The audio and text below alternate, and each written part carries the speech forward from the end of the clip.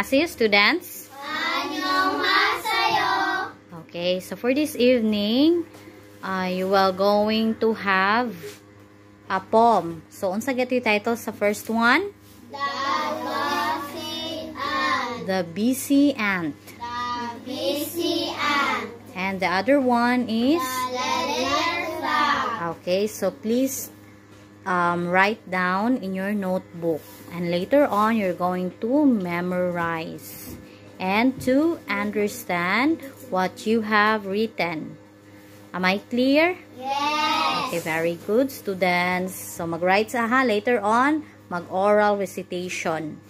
So, this is the writings. The busy ant and the little frog.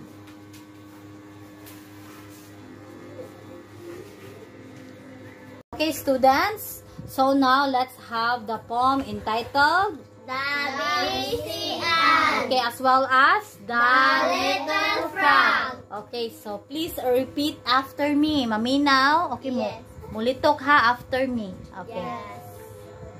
Ants are busy Ants are busy day and night, day and night, working hard working hard with all their might, with all their might, building homes building homes beneath the ground. beneath the ground. In their world, In their world, they're safe and sound. they're safe and sound. Okay, Ellie, mag-repeat after me. Okay, so ari na po ta diri sa pikas. The little frog. Okay, go. The little frog. A little frog by the pond. Pond. Pond. Okay, repeat after me. Ako sa una din. Kamu na ha. Okay. A little frog The little frog by the pond by the pond leaps and hops leaps and hops here and beyond. here and beyond. Croaks a song Croaks a song for all to hear. for all to hear. In the evening, In the evening, crystal clear. crystal clear. Okay, so dapat na emotion ang pagbasa sa poem. Okay, Eliza, nga naman ang naon ni Eliza? Okay, so unsa gay atong poem karon? The busy ant. The little frog. Okay, so do you understand what you have read? Read. Nakasabot sa inyong gibasa? Oh. Unsa may pasabot aning the busy ant? Busy ant. Kanang Ha? dagan sa gitrabaho. Okay, dagan siya. Very good, Jillian May. Dagan siya gitrabaho sa unsa man ang day and night, sa adlaw o sa gabi. Then, working hard with all their might. Naningkamot og panarbaho, nagkugi og tarong. No? Oh, dayon building homes beneath the ground. Himo silang balay sa ilam sa yuta ground be na magpuyo ang ants, no? Dayon, in their world, they're safe and sound. So, dito sa ilahang Pinoy-anan, dito sa ilang world, okay, so, safe sila dito sa ilam sa yuta. No, kay nakatago man sila dito, nagmugna man sila bala. Uy, asa ko gusto? Ano naman eh?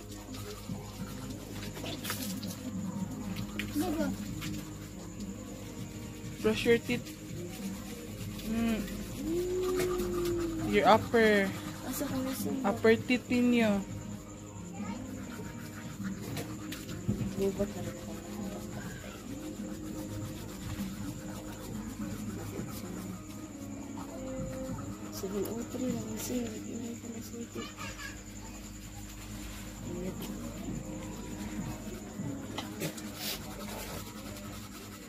Ang dila.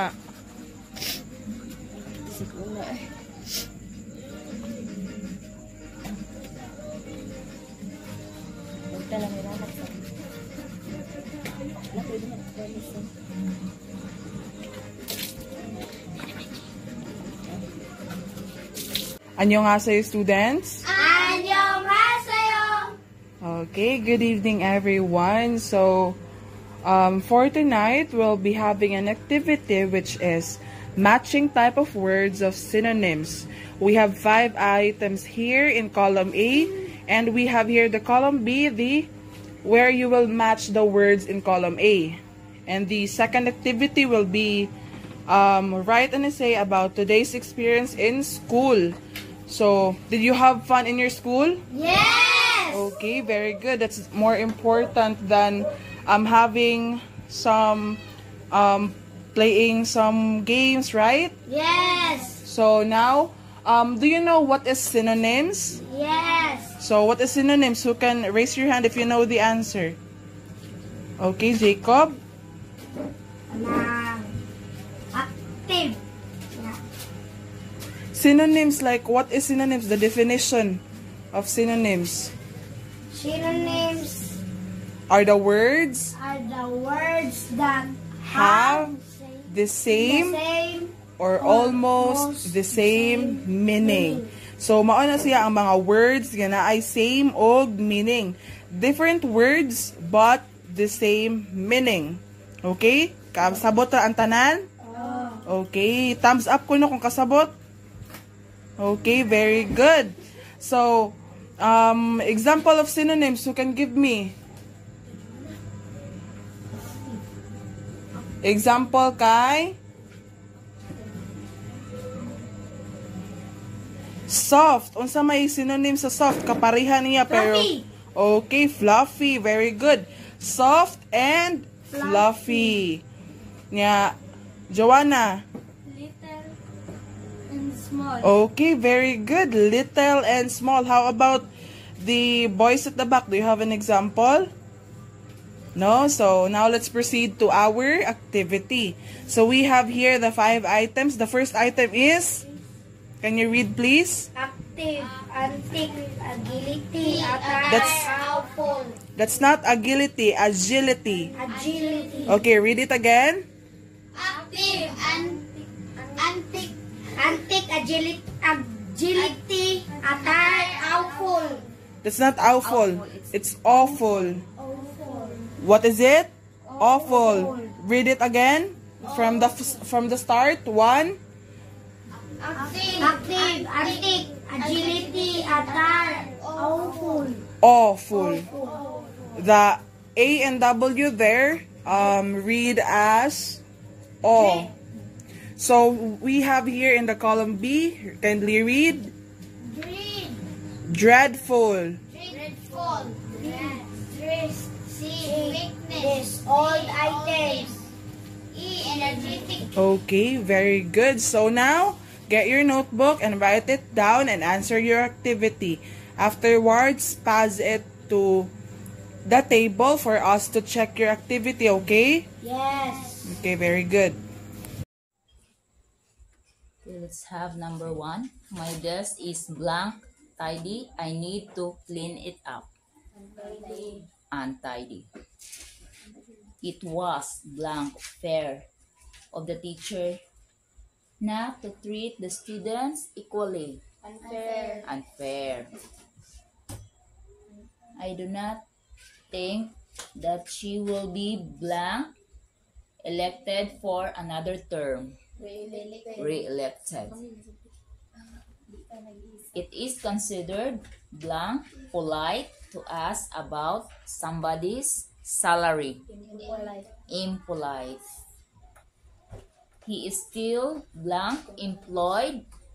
He was been looking for a job for months. Unemployed. I did not like the meat. It was blank cook. Uncooked. Or undercooked. Uncooked or undercooked. Number 7. My father is blank, partial. He does not discriminate between his children. Impartial. Impartial.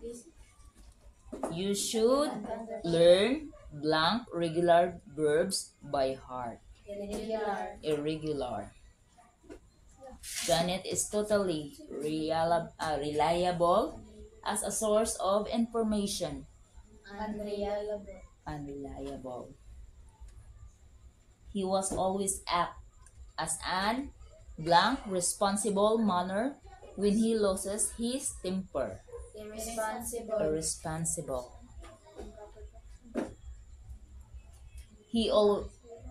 Some students displayed blank proper behavior during the activity. Improper. 4 countries suffer from unemployed. The weather is too cold. This is real. I have to buy some woolen clothes.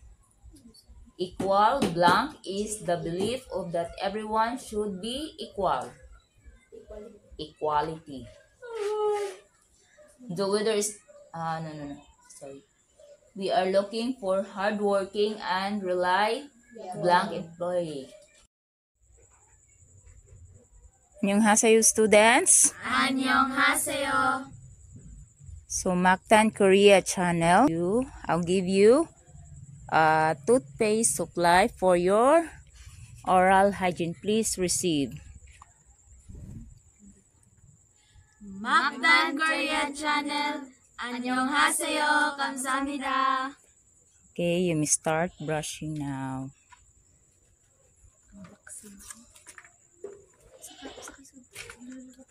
Wow! Oh my God, toothpaste. Sunod-sunod. Matanis. Matanis, sagol-sagol, green ako.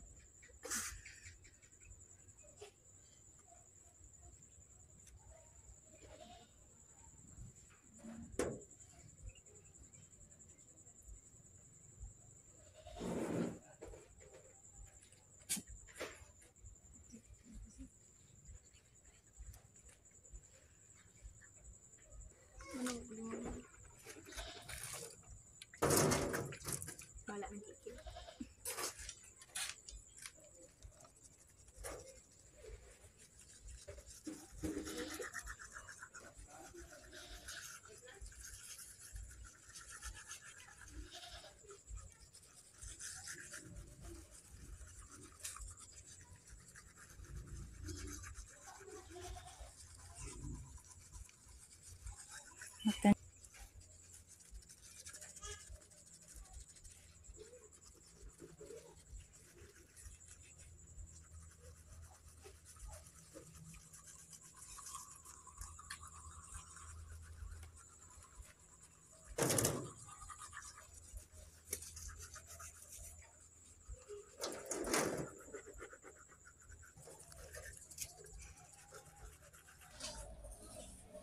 안녕하세요, students. 안녕하세요.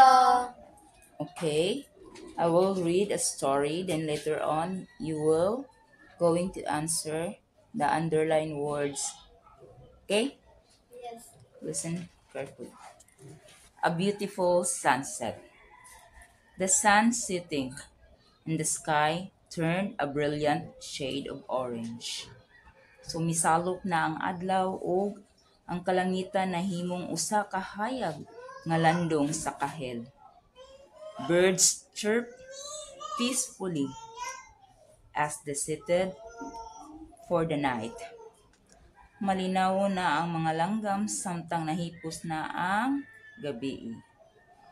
A gentle breeze whispered through the leaves, creating a soothing rustle. Usa ka hinay nga huyop sa hangin niya mihunong sa dahon ug nagmugna sa usa ka hupay nga huyohoy. Nearby a stream flowed steadily, its water glistening in the fading light. Duol sa usa ka sapa nga nagpadayon sa pagdagayday sa tubig, niini nagilak-gilak ug anam-anam nga kahayag. Children played in the distance, their laughter carrying on the wind. Ang mga bata nagduduwa sa luyo sa ilang mga katawa nga dala sa hangin. An old man sat on the bench, watching the day come to an end. He felt a sense of calm wash over him. Usa ka tigulang.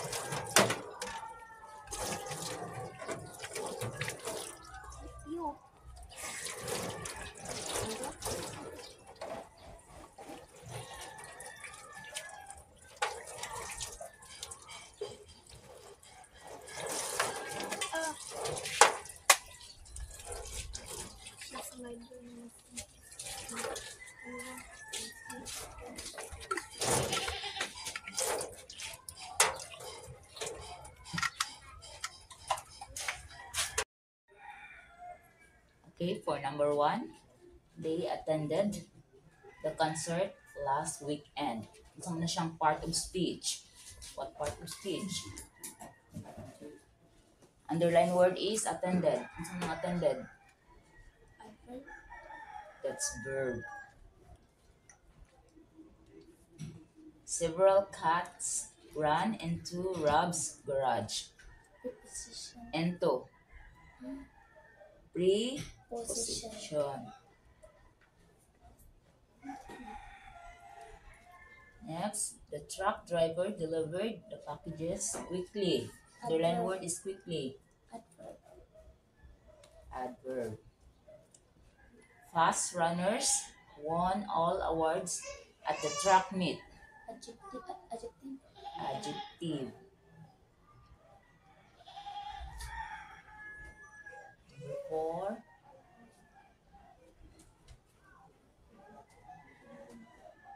Pwede nyo siya pod ang